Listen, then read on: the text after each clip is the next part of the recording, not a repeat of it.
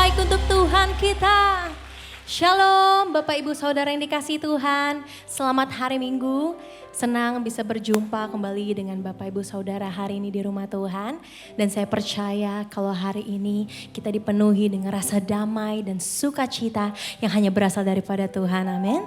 Maka itu hari ini mari sama-sama kita memuji Tuhan, menyembah Tuhan untuk kita bisa membalas semua kebaikan Tuhan dalam kehidupan kita. Yang sudah siap memuji Tuhan, sekali lagi kita berikan tepuk tangan untuk Tuhan kita. Haleluya.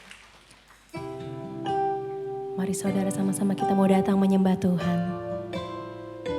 Kami mau angkat rasa syukur kita di hadapan Tuhan.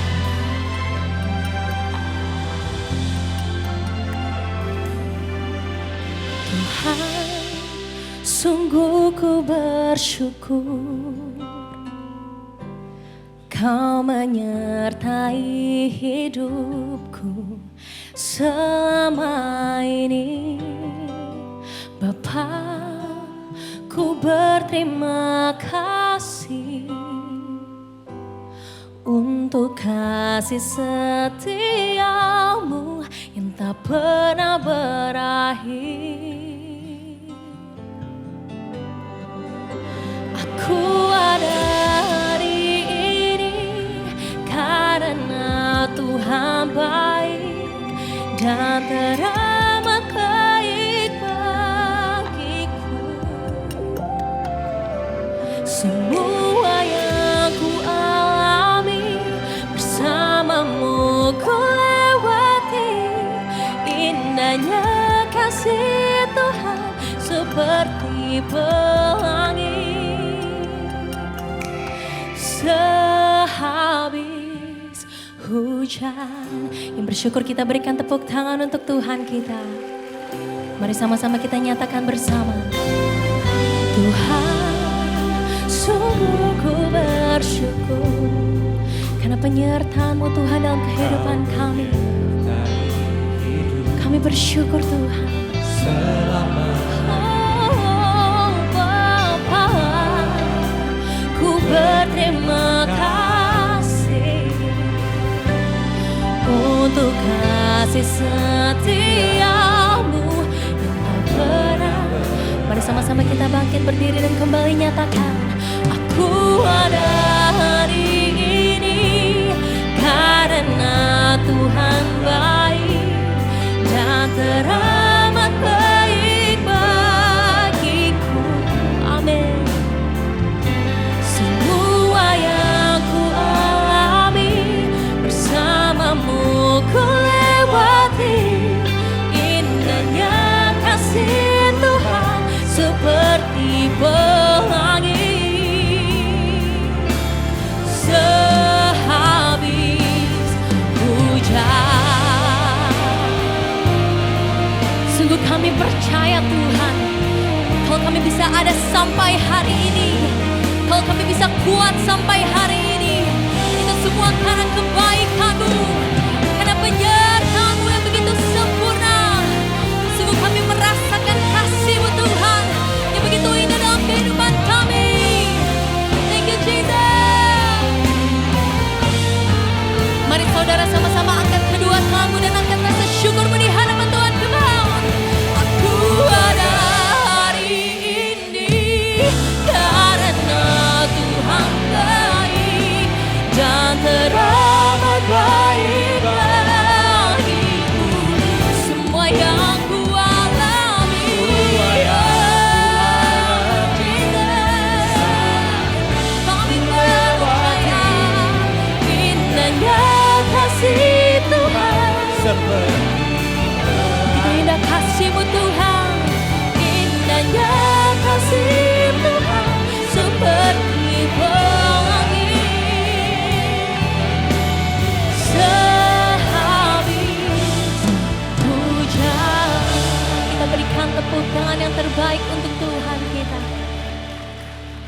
Sungguh kami percaya Tuhan, bahwa Engkaulah satu-satunya Allah yang setia.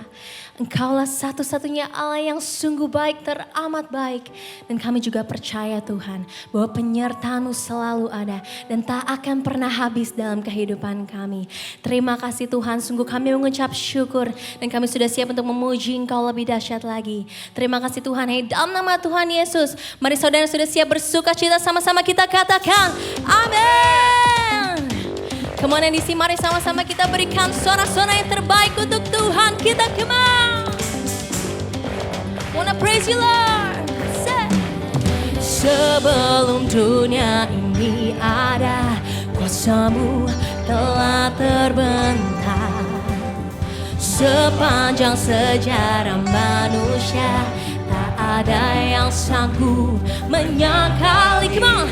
Kau Alpha Omega, Tuhanku luar biasa. Perbuatan-Mu heran, dulu sekarang selamanya. Come on, sit down. Lakukanlah lagi keajaiban dalam nama-Mu Tuhan. Katakanlah lagi kemuliaan-Mu atas hidupku. Sorakan, hidupku penuh mujizat. Haleluya. Sungguh hidup kami penuh mujizat Tuhan. Sama-sama nyatakan. Sebelum dunia ini ada, kuasa-Mu sepanjang sejarah manusia, tak ada yang sanggup. Katakan Kau Alpha Omega, Kau Alpha Omega, Tuhanku luar biasa. Perbuatan-Mu heran, dulu sekarang. Sama-sama bernyanyi buat Tuhan sih. Lakukanlah lagi keajaiban dalam nama-Mu Tuhan. Katakanlah lagi kemuliaan-Mu. Sorakan buat Tuhan, hidupku penuh mujizat.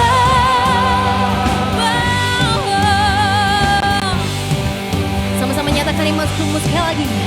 Kau Alpha Omega, Tuhanku luar biasa. Perbuatan-Mu Tuhan, Heran, dulu sekarang. Kau Alpha Omega, Omega, Tuhanku luar biasa. Perbuatan-Mu heran, dulu sekarang selamanya. Amin. Sungguh Engkaulah Tuhan yang dahsyat, dulu sekarang dan selama-lamanya. Haleluya. Woo. Sama-sama angkat suaramu lebih lagi buat Tuhan. Come on.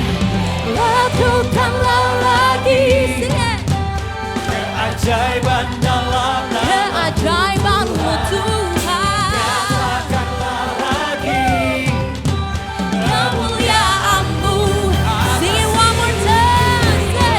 Lakukanlah lagi keajaiban dalam nama-Mu Tuhan. Katakanlah lagi kemuliaan-Mu. Nyatakan hidupku penuh mujizat.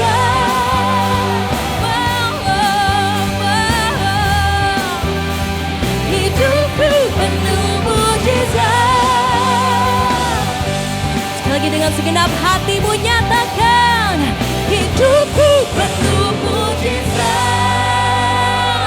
Berikan suara-suara bagi Tuhan kita.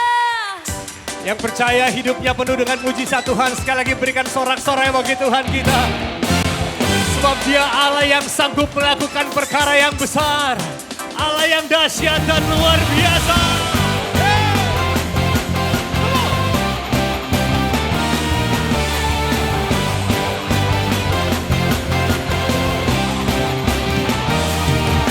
Sekarang telah tiba. Keselamatan dan kuasa dan pemerintahan Allah kita, kuasanya yang diurapinya, karena telah dilemparkannya para pendakwa kita. Sekarang telah tiba, sekarang telah tiba, keselamatan dan kuasa dan pemerintahan Allah kita, kuasanya yang karena telah dilemparkannya para pendakwa, semuanya oleh darah anak domba, oleh kesaksian kita,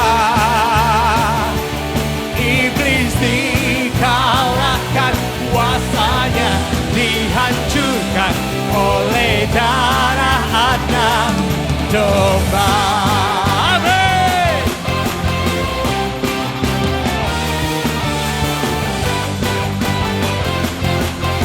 Nyanyi sama-sama, sekarang telah tiba, sekarang telah tiba, keselamatan, keselamatan dan kuasa dan pemerintahan Allah kita, kuasanya yang diurapinya, karena telah dilemparkannya para pendakwa.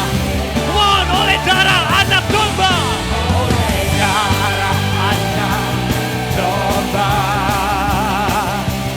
oleh kesaksian kita, iblis dikalahkan, kuasanya dihancurkan oleh darah. Katakan dengan iman, oleh darah anak domba, oleh kesaksian kita, iblis dikalahkan, kuasanya dihancurkan oleh darah anak domba. Mari berikan tepuk tangan buat Tuhan kita, buat darah anak domba, kuasa iblis dikalahkan. Amin.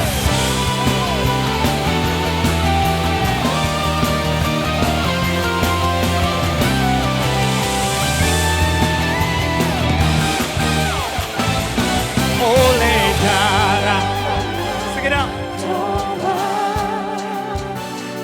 oleh kesaksian kita, oh, iblis dikalahkan, kalahkan kuasanya, dihancurkan oleh darah. Sekali lagi, oleh darah anak domba, oleh kesaksian kita, iblis dikalahkan, kuasanya dihancurkan oleh darah anak domba, oleh darah anak domba, oleh darah anak domba. Haleluya. Berikan sorak-sorai buat Tuhan kita, haleluya. Silakan duduk saudara. Shalom, saya Grace Kelly, senang berjumpa saudara dan berikut NDC News. Encounter Night Rabu 11 Februari pukul 19 diadakan di NDC Central Park dan juga NDC Living World.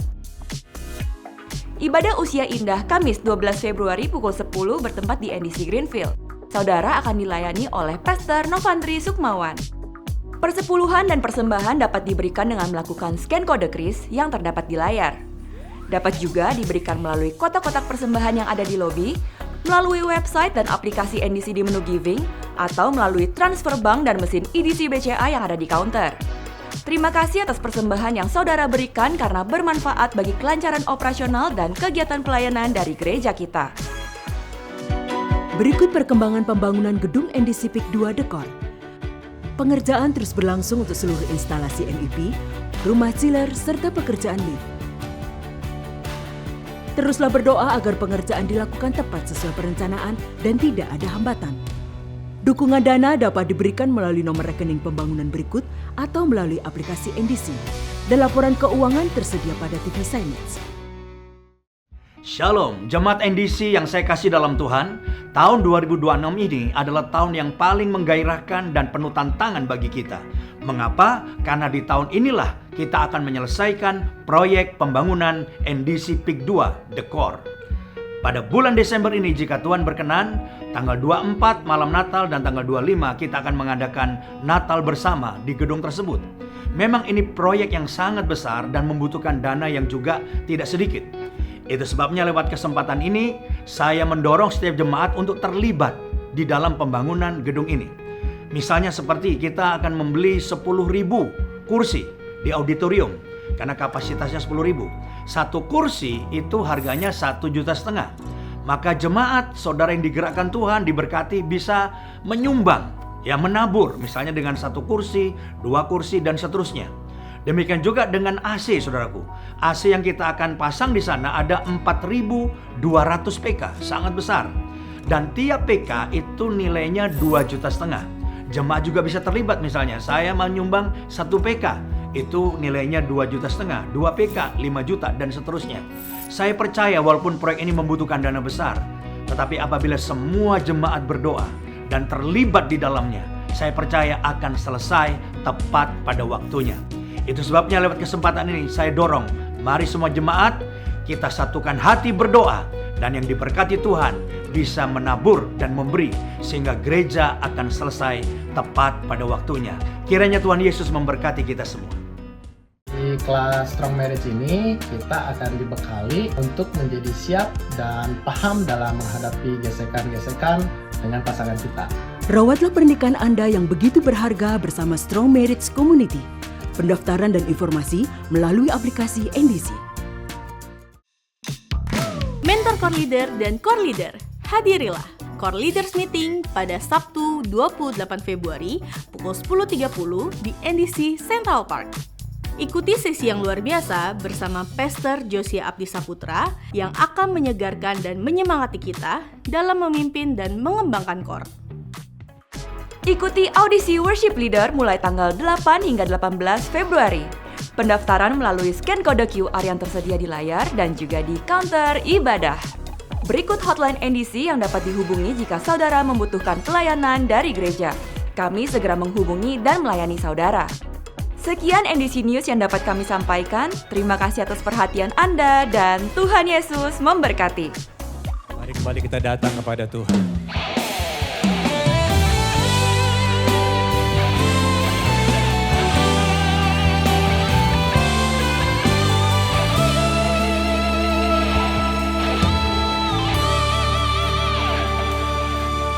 Tuhan, penolong dalam hidupku, ku percaya hanya kepadamu.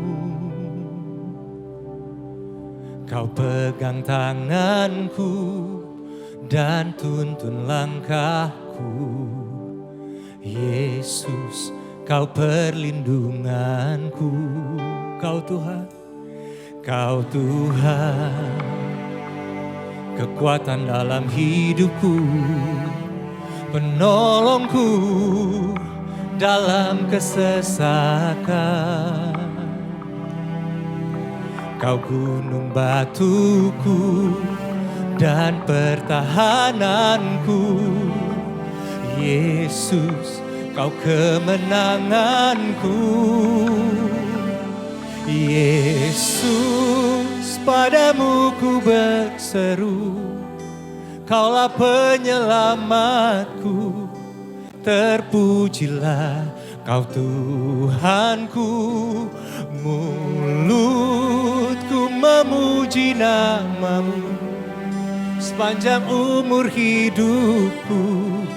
terpujilah Kau Tuhanku di atas segalanya. Katakan Kau Tuhan, Kau Tuhan, kekuatan dalam hidupku, penolongku dalam kesesakan. Kau gunung batu kami Tuhan, dan pertahananku, Yesus. Mari kita bangkit berdiri bersama-sama. Oh Yesus, padamu ku berseru, Kaulah penyelamatku, terpujilah Kau Tuhanku. Mulutku memuji namamu sepanjang umur hidupku, terpujilah Kau Tuhanku di atas segalanya. Kami berseru Tuhan, padamu ku berseru, Kaulah penyelamatku, terpujilah Kau Tuhanku. Mulutku memuji namamu Yesus, hidupku terpujilah Kau Tuhanku di atas segalanya. Terimalah segala pujian kami Tuhan, segala hormat syukur kami hanya bagi nama Yesus yang layak terima segala pujian kami. Amin.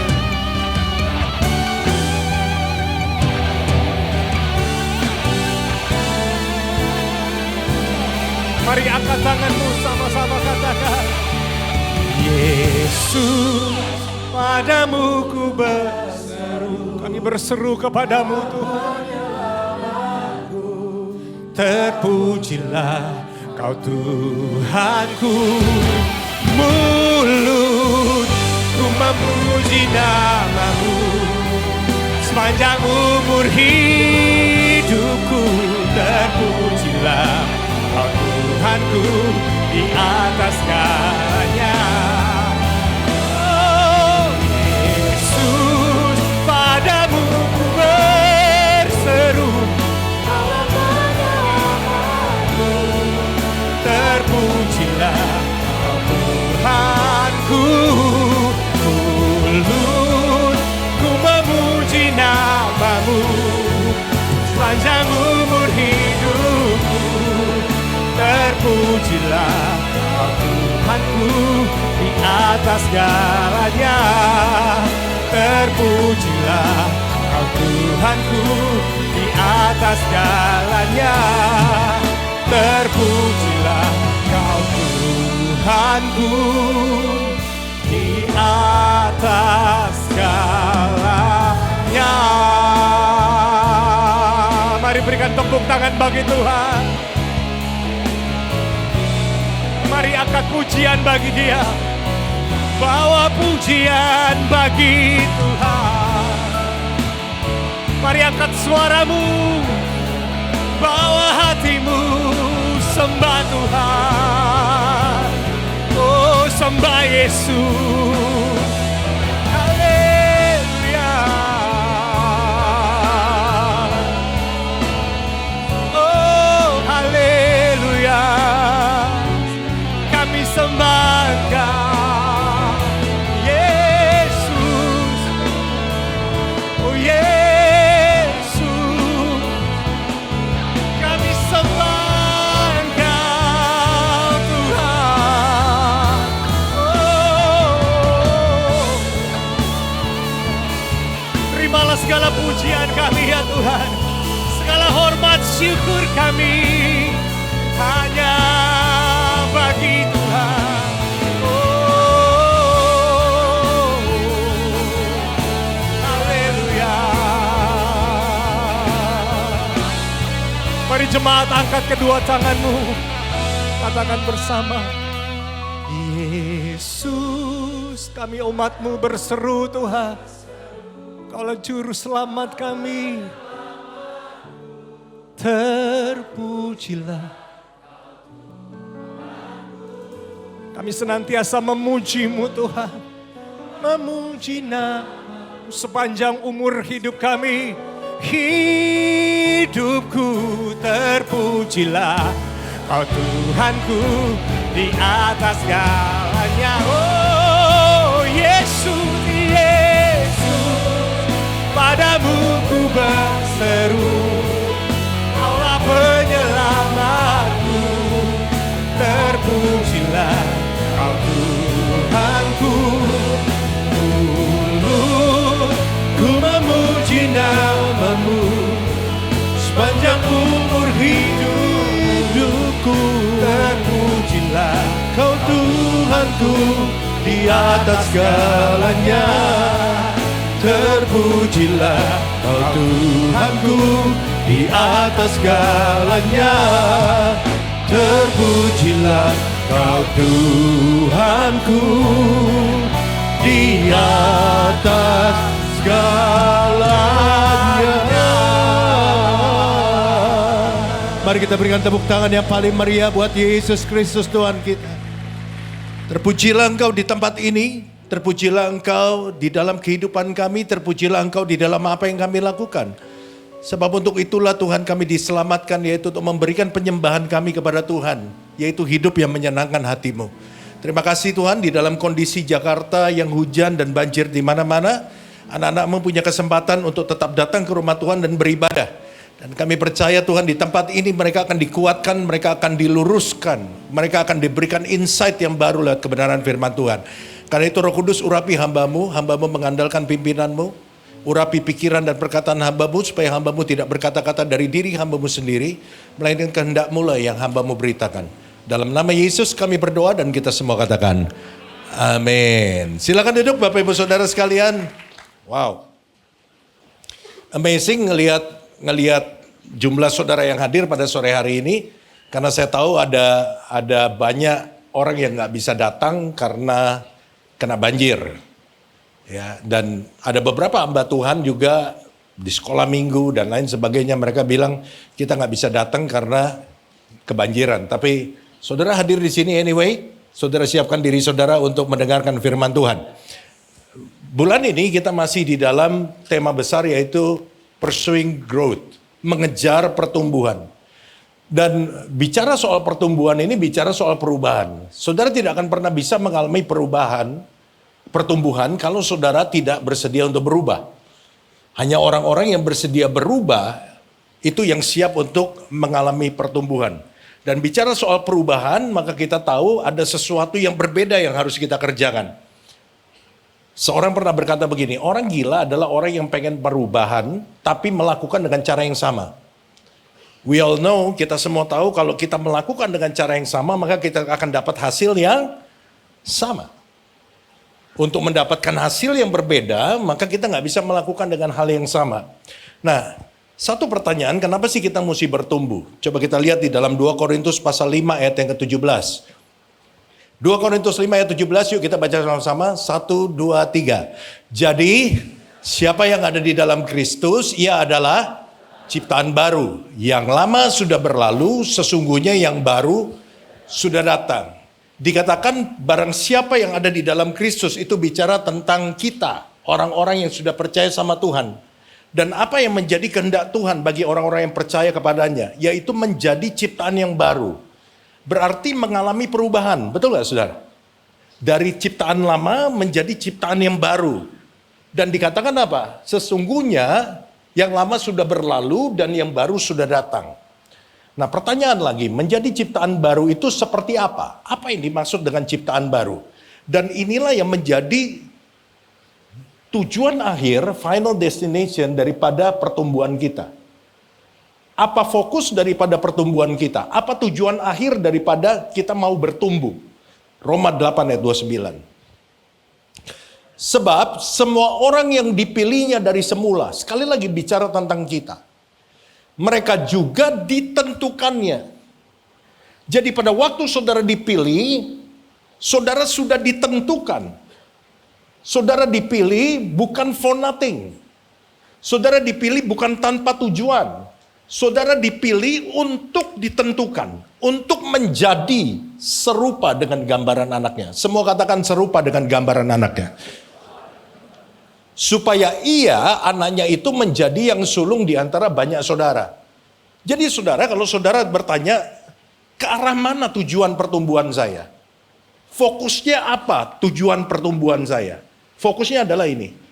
Karena sejak Anda dipilih oleh Tuhan, sejak Anda percaya kepada Yesus, Tuhan itu sudah punya penentuan bahwa engkau dipilih, Alkitab bilang dengan jelas, supaya menjadi serupa dengan Yesus. Pertanyaan lagi, menjadi seperti Yesus itu seperti apa sih Pak? Ada yang pernah lihat Yesus? Kalau saudara angkat tangan berarti saudara udah pernah mati. Dan saudara hidup lagi. Karena untuk lihat Yesus kita mesti mati dulu saudara. Menjadi seperti Yesus seperti apa sih? Alkitab nggak bilang apapun. What Jesus looks like. Kita cuma tahu pada waktu Yesus itu dinubuatkan dibilang apa? Melihat rupanya pun kita tidak layak. Itu mencerminkan bahwa betapa hancur muka Yesus pada waktu dia disalibkan. Tapi Alkitab nggak kasih tahu tingginya Yesus seperti apa, rambutnya gondrong atau lurus, atau keriting, hidungnya mancung apa enggak. Tetapi yang Alkitab kasih tahu sama kita, yang kita bisa tiru untuk kita bisa menjadi seperti Yesus adalah apa? Karakter dari Yesus. Itu yang tampil dalam cerita-cerita tentang Yesus dalam Alkitab. Betul gak? Dia nggak pernah kasih tahu, Alkitab nggak pernah kasih tahu Yesus itu seperti apa secara fisik. Tapi yang kita bisa lihat keseluruhan tentang Yesus adalah karakternya. So saya mau katakan begini kesimpulannya. Menjadi serupa dengan Yesus, menjadi serupa dengan gambaran anaknya, artinya apa? Memiliki karakter seperti Kristus. Karena hanya karakter seperti Kristus lah yang bisa kita tampilkan ke dalam dunia. Kita nggak bisa describe, kita nggak bisa gambarin kalau orang nanya, Yesus mukanya kayak apa sih, kita nggak pernah tahu. Tapi kalau orang nanya, Yesus seperti apa? Kalau kita memiliki karakter Kristus, kita bisa bilang, lu lihat gua aja. Sebab gua nyontoh karakter Kristus. Yang ngerti katakan amin. Yang nggak ngerti, nggak usah ngomong apa-apa. Nah, saya mau kasih beberapa hal yang simple. Kalau kita mau menjadi seperti Yesus, saya katakan tadi kita mesti memiliki karakter seperti Kristus. Nah, ini yang akan kita bahas hari ini. Bagaimana kita bisa memiliki karakter seperti Kristus? Apa yang disebut dengan karakter? Saya tulis di sini, karakter itu adalah sifat, watak, atau tabiat seseorang. Dan selama manusia hidup, karakter manusia itu bisa berubah. Setuju? Sebab selama kita masih hidup, apapun bisa kita rubah. Hanya orang mati yang nggak bisa berubah. Saudara pernah pergi ke kebaktian penghiburan? Kalau saudara lihat, misalnya petinya belum ditutup, ada almarhum, biasanya tangannya begini kan? Coba sekali-sekali saudara rubah tangannya begini. Dia nggak akan marah saudara. Kenapa? Karena udah nggak bisa berubah. Udah mati. Yang marah yang masih hidup. So saya mau katakan sama saudara, selama saudara masih hidup, karaktermu bisa berubah. Tapi Pak, ada orang yang bilang, gue udah begini, gue udah nggak bisa ngapa-ngapain. Itu bukan nggak bisa berubah, dia tidak mau berubah. Selama kita hidup, kita bisa berubah. Yang percaya katakan amin. Ya, boleh tepuk tangan, jangan separuh-separuh. Nah, kenapa karakter itu begitu penting sih? Sebab karakter itu adalah fondasi yang kuat, saya tulis begitu. Untuk sebuah keberhasilan. Dan fondasi itu begitu penting. Kenapa? Karena kekuatan sebuah bangunan itu sangat ditentukan oleh kekuatan fondasinya. Betul gak? Saudara bisa beribadah di sini dengan aman, saudara bisa nyanyi loncat-loncat, nggak takut roboh. Kenapa? Karena saudara yakin bahwa bangunan ini dibangun di atas fondasi yang kuat. Tapi banyak orang nggak mau bangun fondasi. Kenapa? Karena yang dipuji orang, yang bisa dinikmatin adalah bukan yang tidak kelihatan, tapi yang kelihatan. Makanya banyak orang nyari panggung.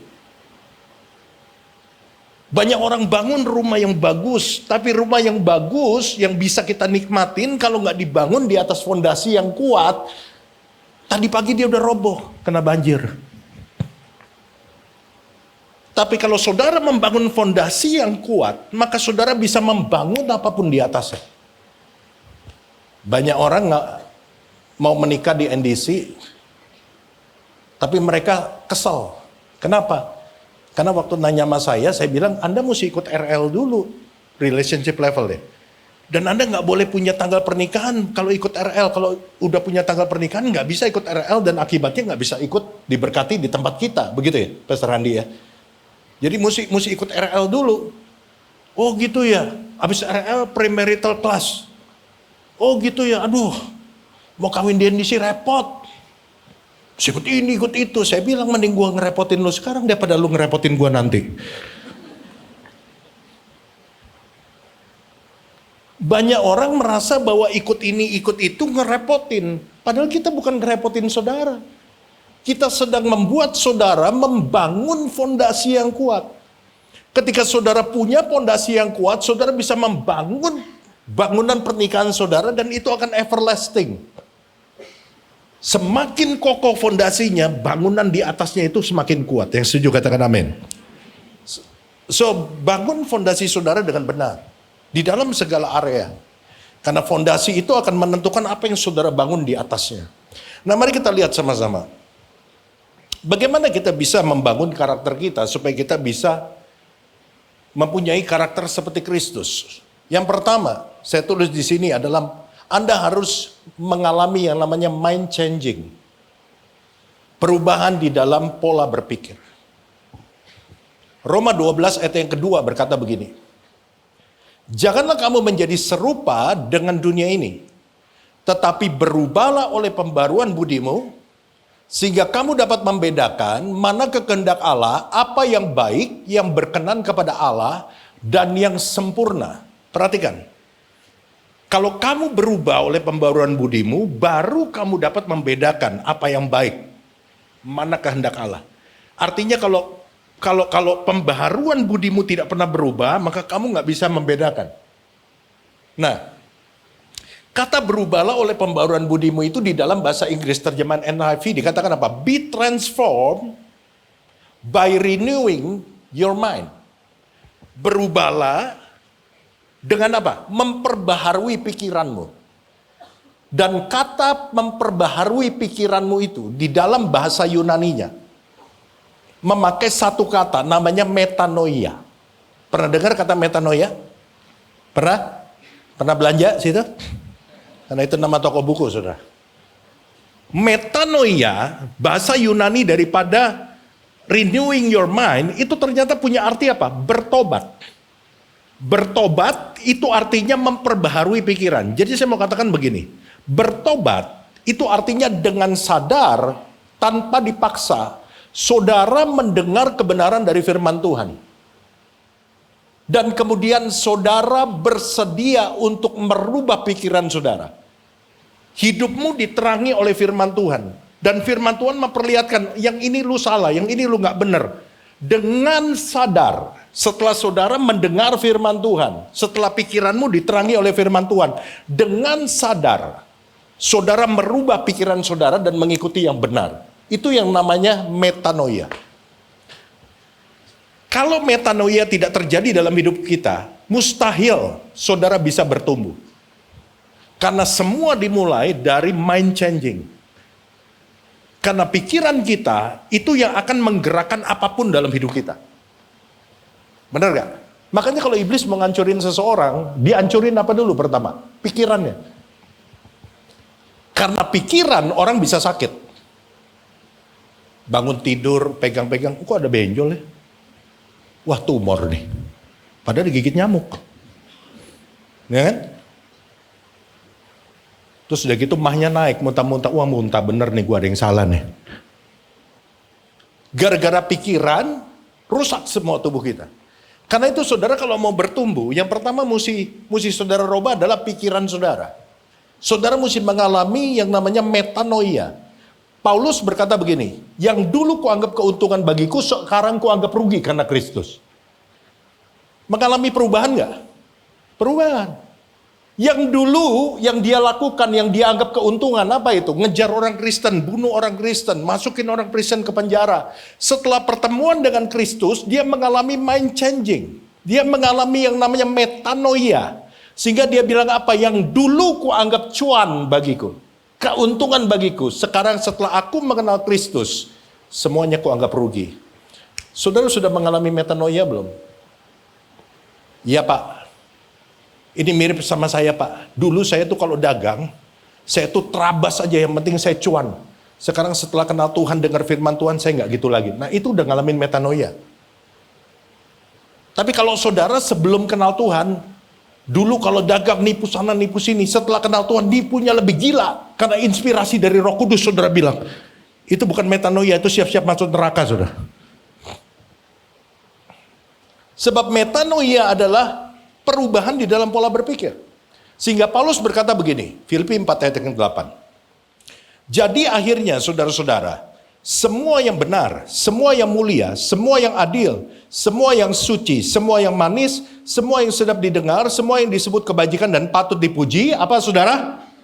Pikirkanlah semuanya itu. Orang yang sudah mengalami metanoia, yang dipikirin yang sedap, yang mulia, yang suci, yang manis, yang disebut kebajikan, itu yang mengisi pikirannya. Kok bisa Pak pikirannya baik-baik begitu? Karena sudah mengalami transformasi, mind changing. Kalau dulu prinsipnya, kalau dagang mesti nipu Pak, kalau nggak nipu nggak cuan. Apalagi dagang online, aman. Kenapa? Orangnya nggak lihat gua. Sis, ini buatan mana sepatu? Paris. Padahal Cibaduyut. Bener sih Paris. Aduh. Lu tanya temen lu yang lagi jalan-jalan di Paris, udah gak keluar nih model. Sampai budak juga memang gak keluar. Karena memang buatan Bandung. Itu dulu Pak. Tapi setelah mengalami metanoia, setiap pagi dia bilang apa? Tuhan, hari ini saya bisa jadi berkat buat siapa? Dulu doanya Tuhan berkati saya supaya saya bisa ganti mobil, beli tas baru, bisa jalan-jalan ke luar negeri. Sekarang doanya apa? Tuhan berkati saya supaya saya bisa jadi berkat buat lebih banyak orang. Kenapa kok bisa begitu? Karena sudah mengalami apa? Metanoia. Berapa banyak saudara mau mengalami metanoia? Lambaikan tangan saudara. Berikan tepuk tangan buat Allah kita. Yang kedua, pembentukan karakter bisa terjadi kalau saudara punya yang kedua ini, namanya teachable spirit. Roh yang mau diajar. Untuk diajar sama Tuhan, kita mesti memberikan willingness kita sama Tuhan. Kenapa? Sebab Tuhan itu gak pernah maksa kita. Saudara ingat waktu Adam dan Hawa diciptakan di Taman Eden, Tuhan bilang apa? Semua buah dari pohon ini boleh kamu makan kecuali satu, betul gak? Pertanyaan saya, yang boleh dimakan lebih banyak atau lebih sedikit dari yang gak boleh? Lebih banyak. Tapi itulah manusia yang gak boleh bikin penasaran, betul gak? Dia fokus bukan kepada yang boleh. Yang boleh itu lebih banyak loh. Ada guava, ada buah naga, musangking, blackthorn. Kenapa guava sama buah naga saudara gak ketawa, begitu musangking saudara ketawa semua? Tapi dia fokus kepada yang satu. Dan dia punya kebebasan untuk memilih. Adam dan Hawa memilih untuk tidak mentaati Tuhan. Demikian pula saudara, kalau saudara mau menjadi dewasa, saudara mau memiliki karakter Kristus, maka mau gak mau saudara mesti memberikan kerelaan saudara untuk Tuhan memproses saudara. Salah satu cara Tuhan memproses kita adalah lewat apa? Lewat ditegor. Nah ini problemnya saudara. Kenapa? Karena manusia itu gak suka ditegor. Manusia selalu siap untuk menerima pujian, tapi gak semua orang siap untuk menerima teguran. Tapi saya mau katakan, teguran itu mengajarkan kepada kita untuk kita punya karakter yang namanya rendah hati. Belajar untuk rendah hati itu caranya apa? Belajar menerima teguran. Dan itu nggak mudah. Apalagi kalau saudara posisinya tinggi, kita selalu suka dengar orang bilang apa? Siapa lu? Dalam pelayanan saudara senior, siapa lu? Gua nih udah senior, lu tuh masih bawa kencur. Gue nih udah lama pelayanan, bangku gereja udah 30 gue rusakin. Itu tanda senioritas saudara. Lu siapa? Tapi kalau saudara mau punya karakter rendah hati, maka mau gak mau saudara mesti jadi orang yang terima teguran. Kritikan, teguran, itu membuat kita menjadi manusia yang lebih baik. Halo? Karena seringkali kita gak bisa melihat kesalahan kita dan kekurangan kita. Perubahan dalam diri kita tuh seringkali nggak sadar loh. Makanya Tuhan pakai orang-orang di sekeliling kita, dan di dalam Alkitab juga Tuhan pakai orang-orang lain untuk menegur. Bahkan raja pun dipakai, nabi pun dipakai Tuhan untuk menegur raja. Dan kita juga mesti percaya bahwa suara Tuhan juga lewat orang-orang di sekeliling kita. Nah, orang itu kalau ditegur tuh responnya macam-macam. Ada orang ditegur langsung counter. Gue lihat-lihat lu sekarang rada sombong ya, mata lu sombong. Gitu. Itu langsung counter sudah. Ada orang ditegur dia cuek. Biarin aja deh lu mau ngomong apa terserah lu dah. Tapi ada juga respon yang baik. Dan ini yang membuat seorang raja yang dicintai Israel, namanya Raja Daud, itu berkenan di hadapan Tuhan. Mazmur 119 ayat 14. Daud bilang begini, atas petunjuk peringatan-peringatanmu, aku apa saudara? Bergembira. Seperti atas segala harta. Daud bilang sama Tuhan, bahasa sehari-harinya, bahasa gampangnya gini. Tuhan, kalau aku diperingati olehmu, kalau aku ditegur, kalau aku dinasehati sama engkau, aku gak marah, aku gak cuek, aku gak counter attack. Tapi Daud bilang apa? Aku bergembira, I will rejoice. Dan gembiranya aku waktu ditegur sama seperti gembiranya aku karena aku punya banyak harta. Daud itu raja yang kaya. Dan ini yang membuat Daud itu spesial di mata Tuhan. Karena jarang orang kayak begini, saudara. Ibu-ibu, kalau Anda punya mantu kayak begini, tolong pelihara baik-baik. Waktu dia hidup kasih air keras dikit biar umurnya tambah panjang. Karena edisi yang kayak begini udah mulai jarang, saudara. Karena saya tadi bilang, orang itu kalau ditegur kebanyakan apa? Marah dan lain sebagainya. Tapi Daud menyatakan kepada Tuhan, tegur aku Tuhan, I will rejoice. Dan Tuhan melihat bahwa ternyata Daud ini apa? Daud ini punya teachable spirit. Dia mau dibentuk. Dia tahu dia salah, dia mau terima ditegur. Dan buat Tuhan, masa depan orang yang seperti ini itu masih panjang. Dan ini yang membuat Daud itu beda dengan raja yang lain. Saya bandingkan Daud sama Saul. Daud sama Saul dua-duanya jadi raja Israel. Dua-duanya pernah buat dosa. Dosanya Saul apa? Pada waktu Saul berperang melawan satu bangsa, Tuhan bilang apa? Engkau harus bunuh semuanya. Binatangnya, manusianya gak boleh ada yang hidup. Saul melakukan, tapi tidak tepat seperti yang Tuhan mau. Rajanya diselamatkan, kemudian ternaknya yang gemuk-gemuk diambil sama dia. Dan waktu Nabi Samuel menegur Saul, Saul itu cari alasan. Saul itu ngeles. Tahu ya ngeles ya? Bukan ngeles piano, ngeles matematika, bukan.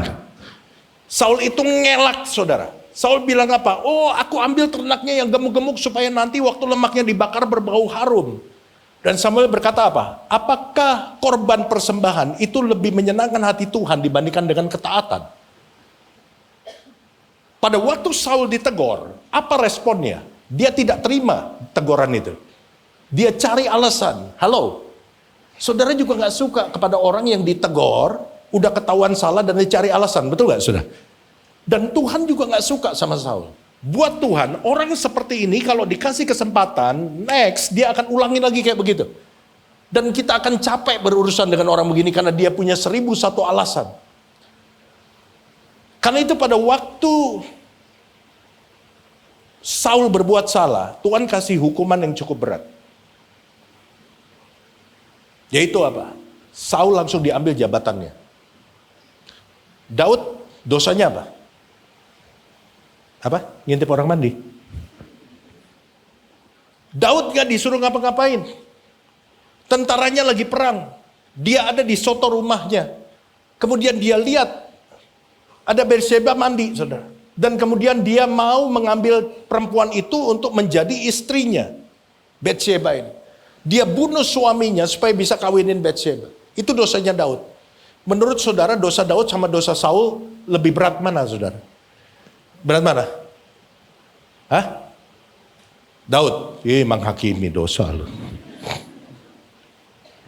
Berat Daud ya, menurut pemikiran kita. Karena Daud gak disuruh ngapa-ngapain, dia bunuh. Harusnya yang dosanya lebih berat, hukumannya lebih berat kan? Saul yang dosanya lebih ringan, tadi saya katakan, waktu dia berbuat dosa, jabatannya diambil sama Tuhan. Daud yang menurut kita dosanya lebih berat, waktu dia berdosa, Tuhan tetap mempertahankan dia sebagai raja. Kenapa? Tadi saya cerita waktu Saul ditegur, dia cari alasan. Buat Tuhan, manusia ini nggak punya yang namanya teachable spirit.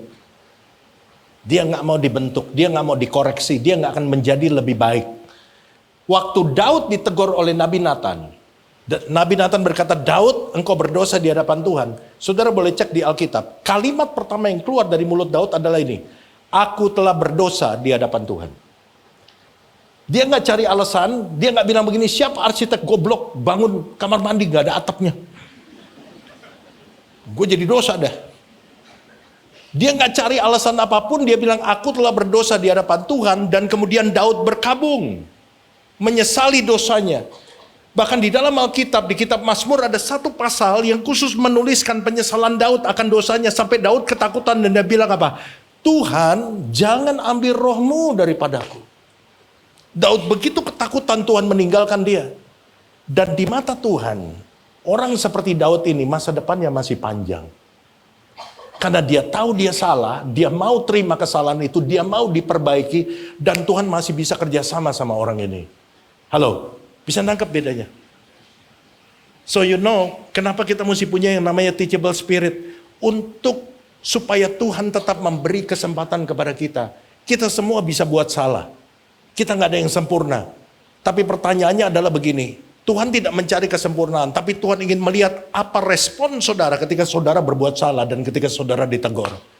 Kalau kita punya teachable spirit, kita mengaku di hadapan Tuhan, saya katakan bahwa Tuhan pasti akan memberikan kesempatan kepada kita. Yang setuju katakan amin. Berikan tepuk tangan dulu buat Allah kita. Yang ketiga, apa yang harus kita lakukan kalau kita mau punya karakter seperti Kristus? Yang ketiga namanya spiritual discipline. Disiplin rohani. Kenapa kita mesti berdisiplin? Karena semua tidak terjadi secara tiba-tiba. Kebiasaan saudara hari ini, whatever it is, kebiasaan baik, kebiasaan buruk, itu kan nggak terjadi secara tiba-tiba. Proses sesuatu menjadi kebiasaan kita adalah apa? Dilakukan terus-menerus secara kontinu. Sesuatu yang saudara lakukan terus-menerus secara kontinu, pada satu momen, saudara nggak perlu berpikir untuk melakukannya, dan itu yang disebut kebiasaan. Seperti saudara sikat gigi kan saudara nggak mesti mikir kan, gimana caranya sikat gigi. Tetapi kebiasaan itu dimulai dari apa? Keputusan untuk melakukan. Dan melakukannya bukan cuma sekali, tapi secara kontinu. Kalau saudara mau menjadi seperti Kristus dan memiliki karakter seperti Kristus, maka mau gak mau saudara harus berdisiplin melakukan perkara-perkara rohani dalam hidup saudara. Berdoa, membaca Alkitab, datang beribadah, itu perkara-perkara rohani yang harus saudara bangun dalam hidup saudara. 1 Timotius 4 ayat 7b berkata begini, latilah dirimu apa saudara?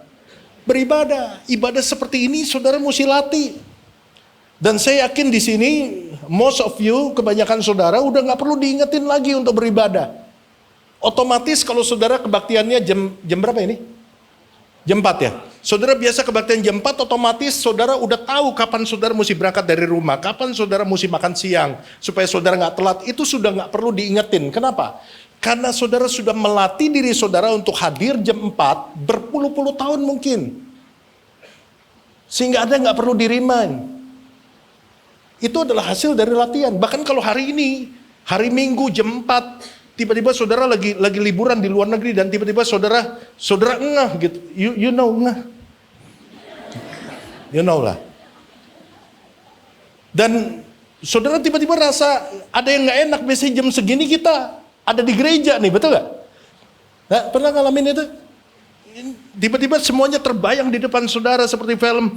Wah, Adi lagi nyanyi begini, saudara duduk di sini. Karena kan memang saudara nggak pernah pindah tempat duduk. Seakan-akan itu bangku milik saudara. Nyumbang aja belum. Tiba-tiba semuanya kebuka. Kenapa kok bisa begitu? Ada sesuatu yang nggak enak karena saudara sudah membiasakan diri melakukannya. Jadi saya mau bilang sama saudara begini. Saudara mau punya karakter seperti Kristus.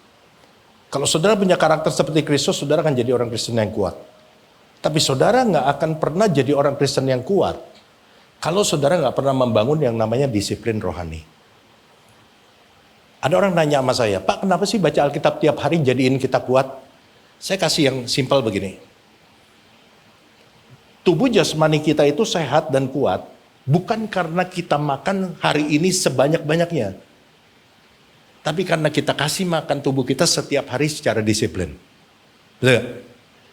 Tubuh rohani saudara kuat bukan karena saudara hari ini ikut kebaktian 7 kali. Gua malas baca Alkitab nih, jadi hari ini gua ikut kebaktian 7 kali di NDC.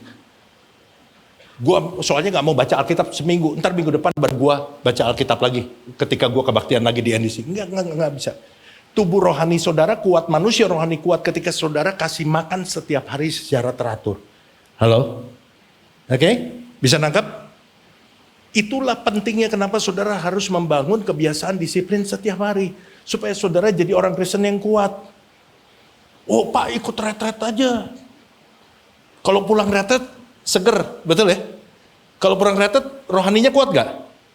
Kuat Pak, ikut retret aja. 4 hari 3 malam, tiap hari 4 session, baca Alkitab, banyak doa, pasti pulang kuat, betul. Pulang dari retret saudara kuat, pulang dari puncak saudara rohaninya seger, jalan rada ngambang kayak dewa. Ngeroh terus soalnya di sana. Tapi kalau di Jakarta saudara nggak baca Alkitab, nggak doa, hanya tunggu waktu beberapa saat, saudara akan lemes lagi. Begitu saudara lemes lagi ngapain? Retret lagi yuk. Ke puncak lagi. Ini orang kayak gini yang bikin jalanan jadi macet di puncak. Kesel deh sama orang kayak begini. Kita nggak bisa retret tiap hari. Tapi yang bisa kita lakukan adalah membangun diri kita pada waktu kita ada di Jakarta. Yaitu dengan apa? Spiritual discipline. Yang ngerti katakan amin. Termasuk memberi persembahan. Nggak ada orang dilahirkan murah hati. Halo. Nggak ada orang dilahirkan murah hati.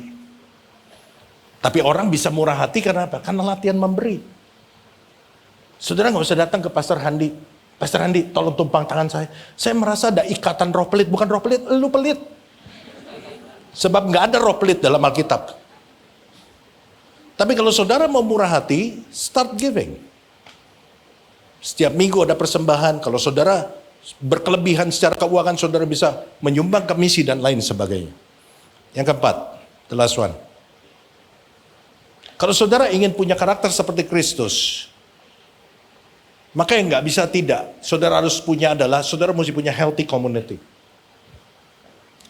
Komunitas yang sehat. Kenapa sih komunitas itu begitu penting? 1 Korintus 15 ayat 33 bilang begini.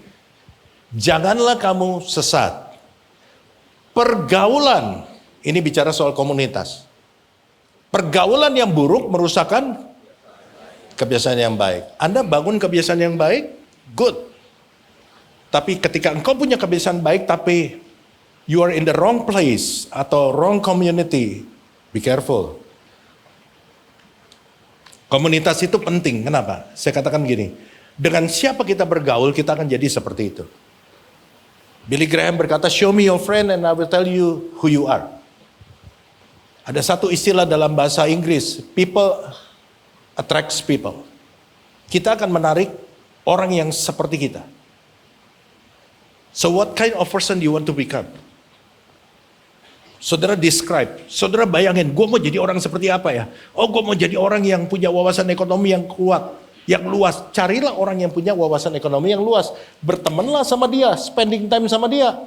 Saudara kalau pengen punya wawasan ekonomi yang luas, jangan bergabung sama orang yang suka lambe tura. Nggak nyambung. Saudara pengen jadi orang yang imannya kuat, carilah orang yang imannya kuat. Masuklah core di gereja ini.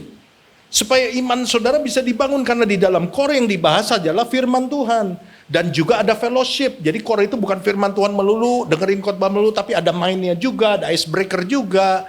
Kita saling mengenal dan hanya di core kita punya kesempatan untuk melayani.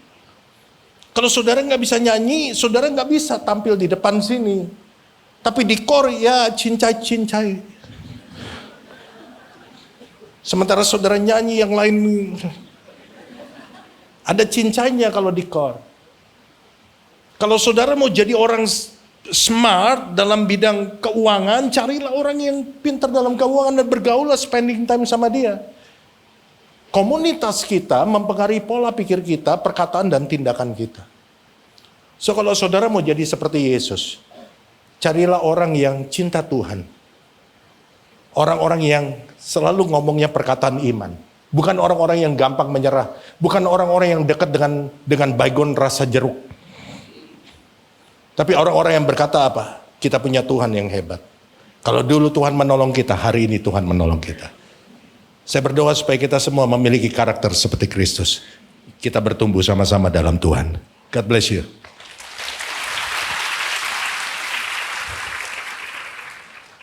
Yuk kita berdiri sama-sama yuk.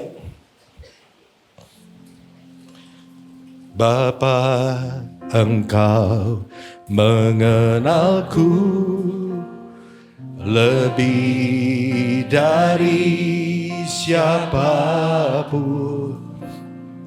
Engkau tahu ceritaku dan isi hatiku. Tak peduli masa lalu, Engkau tetap memilihku. Dia pilih saudara dan saya. Oh, sempurnakan jadi karya yang indah. Mari katakan dengan iman. Kini aku percaya.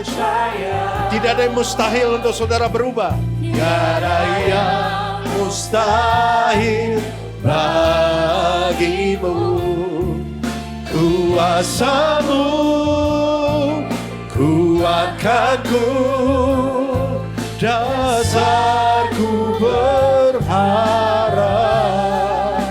Oh, kini aku berserah pada rancanganmu bagiku.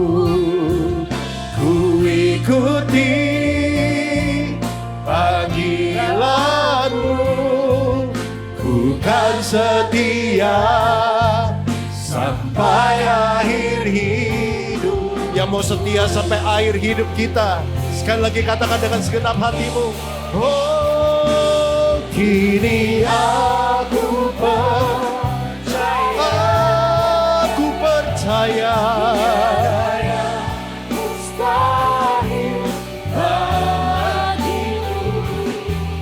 Kuasamu kuatkanku, dasarku berharap.